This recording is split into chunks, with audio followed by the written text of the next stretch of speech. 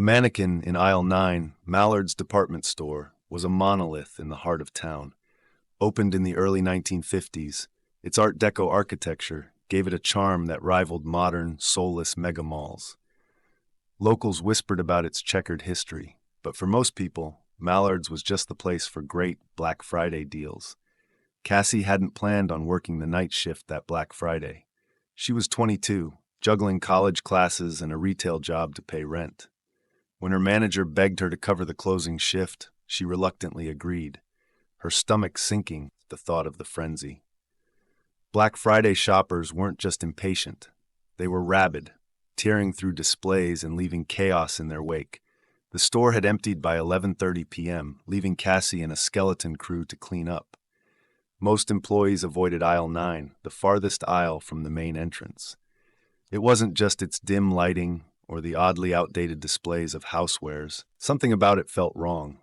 Employees often reported chills, flickering lights, and the uncanny sensation of being watched. Cassie had never bought into the rumors, but she still didn't love being assigned to aisle 9. That night, though, it was her responsibility. She grabbed her pricing gun and trudged toward it, hoping to finish quickly. Aisle 9 was quieter than the rest of the store. The overhead lights buzzed faintly, flickering just enough to make Cassie glance upward. The shadows here seemed to stretch unnaturally long, pooling in the corners like ink. As she worked, she heard the soft scrape of a shoe behind her. Cassie froze, her heart skipping. "Hello," she called, her voice barely louder than a whisper. No answer.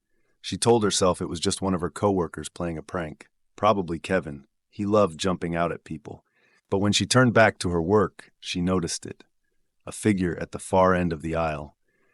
At first, she thought it was one of the store's mannequins, which had been moved into storage during the sales. But why would anyone put a mannequin here? "Hey, you okay?" she called, her voice cracking. The figure didn't respond. It wore a brown suit, a style decades out of fashion, and stood with its back to her. Its head was tilted slightly, like it was studying the shelves. Cassie's throat tightened as she took a cautious step forward.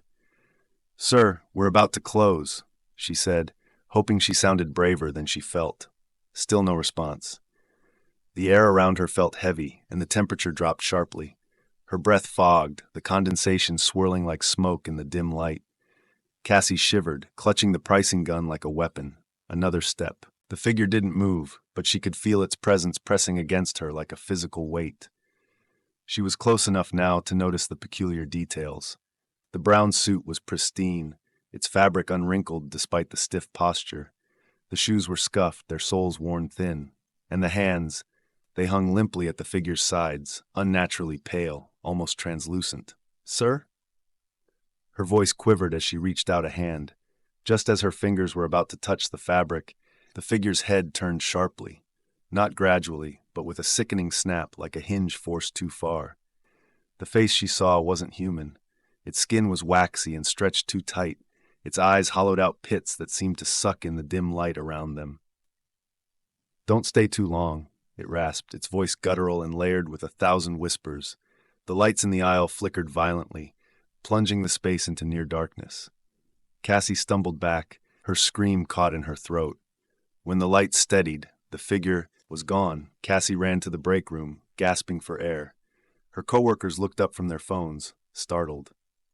"You okay, Cass?" asked Kevin, his usual smirk replaced by genuine concern. There was someone in aisle 9, she stammered. "A man in a suit. I don't know what he was." Kevin and another coworker, Maria, exchanged glances. "Man in a suit?" Maria asked, her voice dropping. "Cassie, did you see his face?" Cassie nodded, though she wished she hadn't. The image of those hollow eyes was seared into her mind. Maria exhaled sharply, crossing herself. "That's Mr. Mallard." "What?" Cassie asked, her voice rising. "What are you talking about?" Kevin leaned in, lowering his voice. "There's this old story. Back in the 50s, during one of the first Black Friday sales, the store owner, Mr. Mallard, was trying to keep order during a stampede. A display fell on him, crushed him to death. But when they found his body, it wasn't lying on the floor. It was standing just like you described, like a mannequin." Maria nodded. "People say he haunts the store every Black Friday, especially aisle 9. That's where he died." Cassie's stomach churned. Why hasn't anyone told me this before? Kevin shrugged.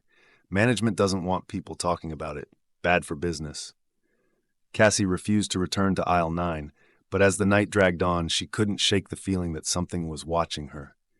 Shadows seemed to shift at the edge of her vision. Lights flickered unpredictably, and once, when she passed a reflective display case, she thought she saw the man in the brown suit standing behind her. By 1 a.m., the store was silent. Kevin and Maria had left early, and Cassie was alone with the night manager, an older woman named Janine, who seemed unfazed by the eerie atmosphere. "Janine, have you ever—" Cassie began, but stopped when she saw Janine's face. The older woman was staring down the hallway that led to aisle 9, her skin pale. "You saw him, didn't you?" Janine said quietly. Cassie nodded, her throat dry. "What does he want?" Janine hesitated. "To finish what he started. Some say he's looking for the person who caused the stampede. Others think he's just angry." Before Cassie could respond, the store's lights flickered again. A loud crash echoed from aisle 9, followed by the sound of shuffling footsteps. "Stay here," Janine ordered, grabbing a flashlight. But Cassie couldn't let her go alone. She followed, gripping the pricing gun like a lifeline. Aisle 9 was darker than the rest of the store, the overhead lights dead. Janine shone her flashlight down the aisle, the beam cutting through the darkness. Shelves were overturned, and a strange, rhythmic scraping sound echoed from the far end. Cassie's breath quickened as they moved closer. The beam of the flashlight caught a figure crouched near the shelves. It turned slowly, revealing the waxy, hollow-eyed face of the man in the brown suit. "You're not supposed to be here," he hissed, his voice reverberating unnaturally. Janine froze, her hand shaking as the flashlight fell to the floor. Cassie screamed as the man's form began to stretch, his limbs elongating grotesquely. His shadow moved independently, slithering toward them like living ink. Cassie doesn't remember how she escaped Mallard's that night. She woke up in the parking lot, the cold dawn light washing over her. The store was dark, its windows shattered. Janine was never found. Mallard's closed permanently after that Black Friday. Cassie moved out of town, haunted by nightmares of hollow eyes and flickering lights. But every year on Black Friday, she swears she hears that voice again, whispering from the shadows, "Don't stay too long."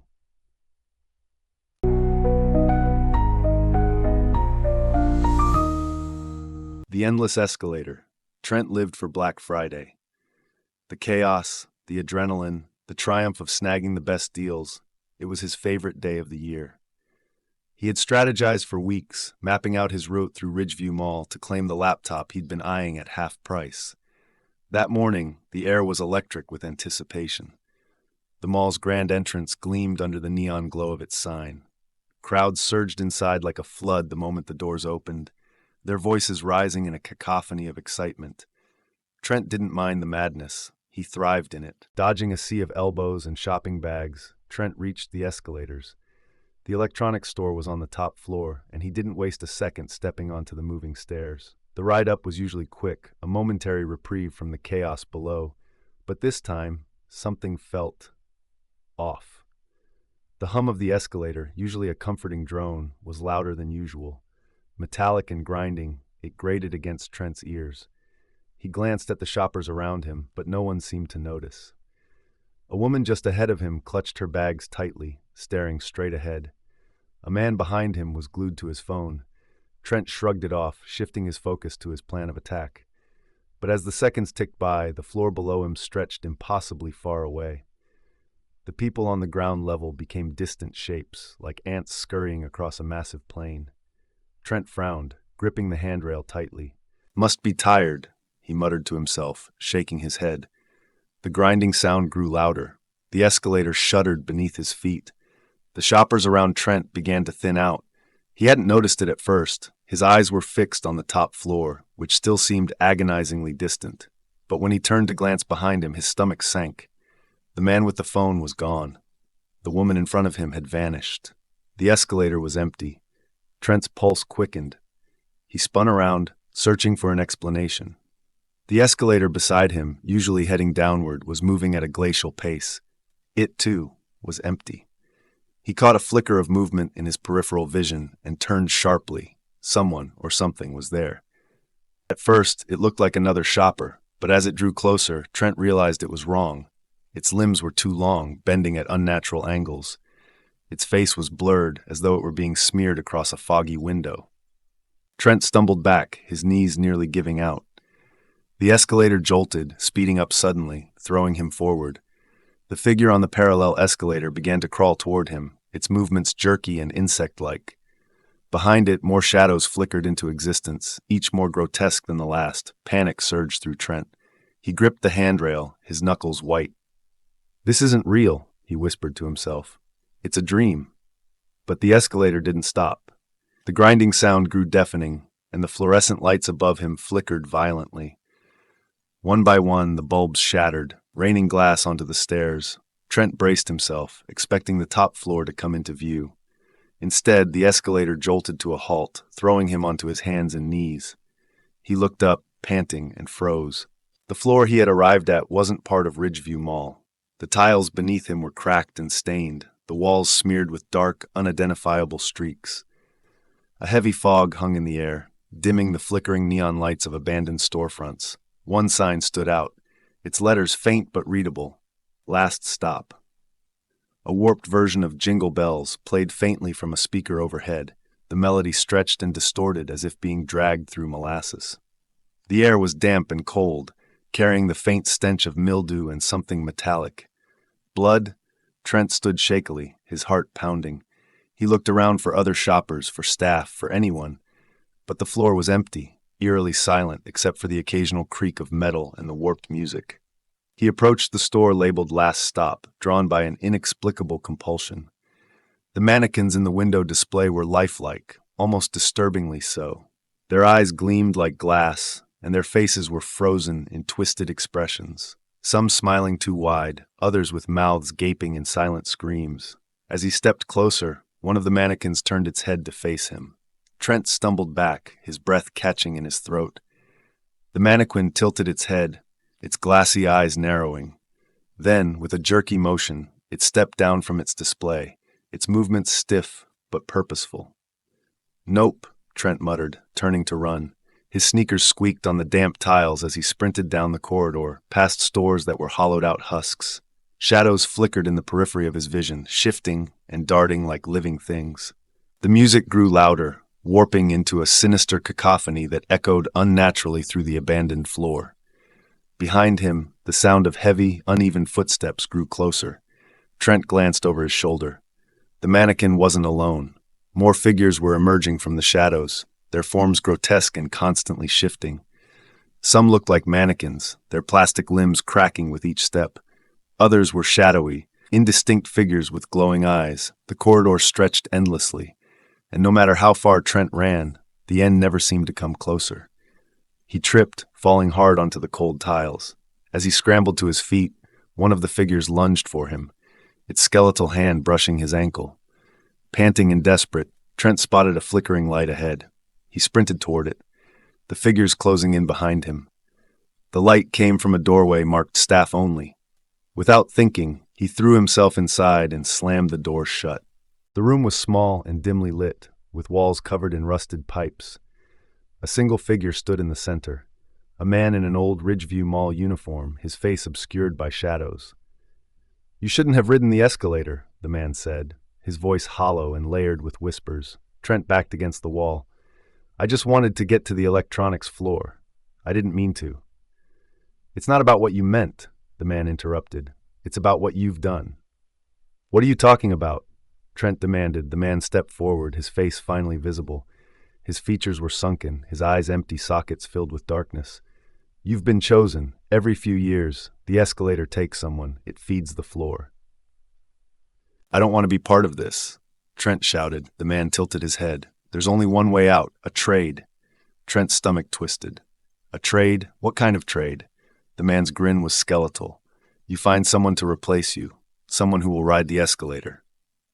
When Trent woke, he was outside Ridgeview Mall. The parking lot was empty, and his phone showed the time, 3 a.m. Hours had passed, but to him, it felt like mere minutes. Shaken, he drove home, vowing never to return to the mall. But the memory of that endless floor haunted him, especially the man's final words, "You'll come back when it's time." Weeks later, Trent received a promotional email from Ridgeview Mall. Exclusive holiday sale. Electronics up to 70% off. Don't miss your chance to save. Attached was a single image, the escalator, stretching into endless darkness. And in the background, barely visible, was a shadowy figure.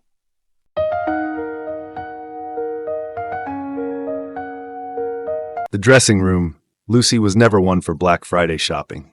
She hated the crowds, the noise, and the cutthroat competition for items she didn't even want. But this year, her friends had dragged her out, lured by promises of unbeatable deals at a boutique on the outskirts of town. The store, Elegance Emporium, was tucked into a crumbling strip mall. Its neon sign buzzed faintly, casting a flickering pink glow on the sidewalk. The air was bitterly cold, and the parking lot was eerily empty for a Black Friday night. "This place looks sketchy," Lucy muttered, hugging her coat tighter as she followed her friends inside. "It's got the best deals," her friend Emma replied, holding up her phone to show a social media post. 70% off everything. You'd be crazy not to check it out." Inside, the boutique was surprisingly large, though dimly lit. The walls were lined with racks of clothes, some modern, some vintage, and the faint smell of mothballs and something metallic lingered in the air. Soft, warped holiday music played from unseen speakers, the notes bending strangely, as though being stretched. Lucy wandered toward the back of the store, away from her friends. She wasn't looking for anything in particular, but a leather jacket caught her eye. It was black, with silver zippers that gleamed faintly in the dim light. The tag dangled from the sleeve, $500, now $75. "Too good to be true," Lucy murmured, but she grabbed it anyway. The dressing rooms were at the very back of the store, tucked behind a heavy red curtain. As Lucy approached, the air seemed to grow colder. Her breath fogged, and the warped holiday music faded into an unsettling silence. She hesitated, glancing over her shoulder, but her friends were out of sight, buried in racks of clothes. With a deep breath, Lucy pushed through the curtain. The dressing room was small, with a single mirror mounted on the wall. The light above flickered faintly, casting odd shadows on the pale gray walls. Lucy slipped off her coat and put on the jacket, turning to examine herself in the mirror. At first, everything seemed normal. The jacket fit perfectly, hugging her frame like it had been tailored for her. She smiled, running her hands down the soft leather. But as she turned to the side, she noticed something strange. Her reflection wasn't following her movements. Lucy froze. She tilted her head to the right, but her reflection stayed facing forward, its eyes fixed directly on her. A chill ran down her spine. "Must be tired," she whispered, trying to laugh off her growing unease. She turned back to face the mirror, hoping the illusion would correct itself. It didn't. Her reflection was still staring at her, its eyes widening slightly, its lips curling into a smirk she hadn't made. "Nice jacket," the reflection said, its voice muffled and distant, like it was coming from underwater. Lucy stumbled back, her heart pounding. "What the?" The light above flickered violently, and the room plunged into darkness. For a moment, she could see nothing but her distorted reflection, its face illuminated faintly by an unseen glow. The reflection pressed its hands against the glass, its grin stretching unnaturally wide. "Let's trade places," it whispered. The mirror rippled like water, and Lucy felt an icy hand grip her wrist. Lucy screamed, yanking her arm free and stumbling back against the dressing room door. The light flickered back on, but the mirror was no longer a mirror. It was a window, and on the other side was a room that looked identical to hers, but darker. Her reflection stood on the other side, staring at her with an intensity that made her stomach churn. Its smile never wavered. The door behind her wouldn't budge. Lucy pounded on it, shouting for her friends, but the boutique was eerily silent. She turned back to the mirror window and froze.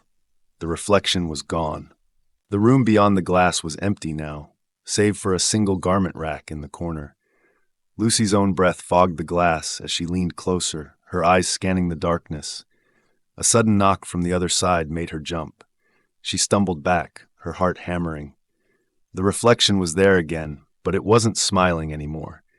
Its mouth was open in a silent scream, its hands clawing at the glass as though trying to break through. The light above flickered again, and the mirror shattered, spraying shards everywhere. Lucy shielded her face, but when she opened her eyes, the mirror was intact.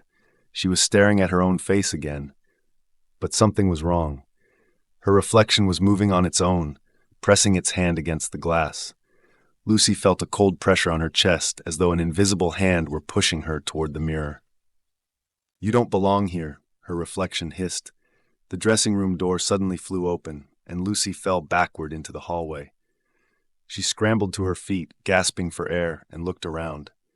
The boutique was empty. The racks of clothes were gone, replaced by crumbling walls and thick cobwebs. The air was heavy with the smell of burnt fabric and ash. "Lucy!" Emma's voice echoed faintly, distant but urgent. Lucy ran toward the front of the store, her footsteps echoing unnaturally in the cavernous space. The boutique seemed larger than before, the aisles stretching endlessly. Mannequins stood in clusters, their faces eerily human. As she passed one, its head turned to follow her. She didn't stop running until she burst through the front doors. Outside, the cold air hit her like a slap. Her friends were waiting by the car, their faces pale. "Where were you?" Emma demanded. "We've been calling you for an hour." Lucy blinked. I was in the dressing room. What do you mean, an hour?" Emma shook her head. "You disappeared. The store owner said no one was back there." Lucy turned to look at the boutique, but the neon sign was dark. The windows were boarded up, and the building looked abandoned. Shaken, Lucy didn't speak for the entire ride home. That night, she dreamed of mirrors. In every reflection, her own image stared back at her, smiling that same unnatural smile. The next day, she did some digging and uncovered the boutique's dark history. Decades ago, the building had been a garment factory. A fire broke out one night, trapping dozens of seamstresses inside. The factory owner, desperate to protect his profits, had locked the doors to prevent theft. The workers had died screaming, their charred bodies found clutching mirrors and scraps of fabric. Locals whispered that their spirits lingered, and any mirror in the building became a gateway between their world and ours. Lucy vowed never to return to the boutique. But weeks later, she found the jacket in her closet, even though she didn't remember buying it. Its leather was cold to the touch, and its silver zippers gleamed in the dim light. When she looked in the mirror, her reflection wasn't smiling anymore. It was grinning.